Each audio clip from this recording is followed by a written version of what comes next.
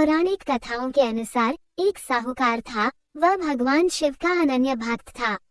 उसके पास धन दौलत किसी भी चीज की कमी नहीं थी। तब भी वह उदास रहा करता था क्योंकि उसकी कोई संतान नहीं थी और संतान प्राप्ति की कामना के लिए वह रोज भगवान शिव के मंदिर में जाकर दीपक जलाता था। साहूकार के भक्ति भाव को देखकर एक दिन माता पार्वती ने भोलेनाथ से कहा कि प्रभु, यह आपका अनन्य भक्त है, इसके सभी कष्टों को अवश्य दूर करना चाहिए। शिवजी बोले कि हे देवी, इस साहूकार की कोई संतान नहीं है, यही इसके दुख का कारण है। माता पार्वती ने कहा, हे ईश्वर, कृपा करके इसे पुत्र का वरदान दीजिए। तब भोलेनाथ ने कहा कि हे पार्वती, इस साहूकार के भाग्य में संतान का योग नहीं है। अगर इसे पुत्र प्राप्ति का वरदान मिल भी गया तो वह केवल 12 वर्ष तक ही जीवित रहेगा। इसके बाद भी माता पार्वती नहीं मानी और बोली, प्रभु, आपको इस साहूकार को पुत्र का वरदान देना ही होगा, वरना भक्त क्यों आपकी सेवा पूजा करेंगे। माता के बार बार कहने से भोलेनाथ ने साहूकार को पुत्र का वरदान दिया, लेकिन ये भी कहा कि ये पुत्र केवल 12 वर्ष तक ही जीवित रहेगा। साहूकार ये सब बातें सुन रहा था। ये सुनने के बाद वह पहले की ही तरह भोलेनाथ की पूजा अर्चना करता रहा। वरदान के प्रभाव से 9वें महीने में साहूकार को पुत्र की प्राप्ति हुई। परिवार में खूब खुशियां मनाई गई, लेकिन साहूकार पहले की तरह ही उदास रहा और पुत्र की कम आयु का जिक्र उसने किसी से भी नहीं किया। जब पुत्र 11 वर्ष का हुआ तो एक दिन साहूकार की पत्नी ने पुत्र के विवाह के लिए कहा। तब साहूकार ने कहा कि पुत्र अभी पढ़ने के लिए काशी जी जाएगा। इसके बाद उसने पुत्र के मामा को बुलाया और कहा कि इसे पढ़ने के लिए काशी ले जाओ और रास्ते में जहाँ भी रुकना वहाँ यज्ञ और ब्राह्मणों को भोजन कराते हुए आगे बढ़ना।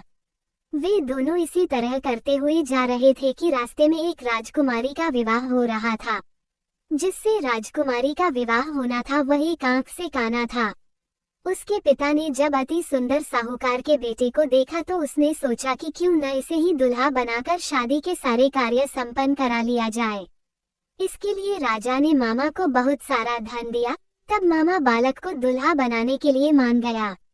इसके बाद साहूकार का बेटा दुल्हा बना और जब विवाह संपन्न हो गया तब जाने से पहले बालक ने राजकुमारी की चुनरी पर लिखा कि तेरा विवाह मेरे साथ हुआ, लेकिन जिस राजकुमार के साथ तुम्हें भेजेंगे वही एक आंख से काना है। इसके बाद वह अपने मामा के साथ काशी के लिए चला गया।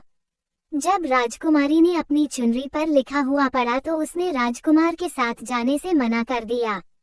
तब बारात वापस लौट गई। उधर मामा और भांजे काशी जी पहुंच गए थे। एक दिन जब मामा यज्ञ की तैयारी कर रहे थे और भांजा बहुत देर तक बाहर नहीं आया तो मामा ने अंदर जाकर देखा तो भांजे के प्राण निकल चुके थे। वो बहुत परेशान हुए, लेकिन सोचा कि अभी शोक मनाया तो ब्राह्मण चले जाएंगे और यज्ञ अधूरा रह जाएगा। यज्ञ संपन्न हुआ तो मामा ने रोना पीटना शुरू कर दिया। तभी भगवान शिव पार्वती उधर से जा रहे थे। तब पार्वती जी ने शिव जी से पूछा, हे प्रभु, ये कौन रो रहा है। तब उन्हें पता चला कि ये तो वही साहूकार का पुत्र है। तब पार्वती जी ने कहा, हे प्रभु, इसे जीवित कर दें, नहीं तो रोते रोते इसके माता पिता के प्राण निकल जाएंगे। तब भोलेनाथ ने माता पार्वती से कहा कि इसकी आयु इतनी ही थी, लेकिन माँ के बार बार आग्रह करने पर भोलेनाथ ने उसे जीवित कर दिया। तब लड़का ओम नमः शिवाय का जाप करते हुए जी उठा। मामा भांजे दोनों ने ईश्वर को धन्यवाद दिया और अपने नगर को लौटे। रास्ते में वही नगर पड़ा, वहां राजकुमारी ने उन्हें पहचान लिया। तब राजा ने राजकुमारी को साहूकार के बेटे के साथ बहुत सारा धन देकर विदा किया।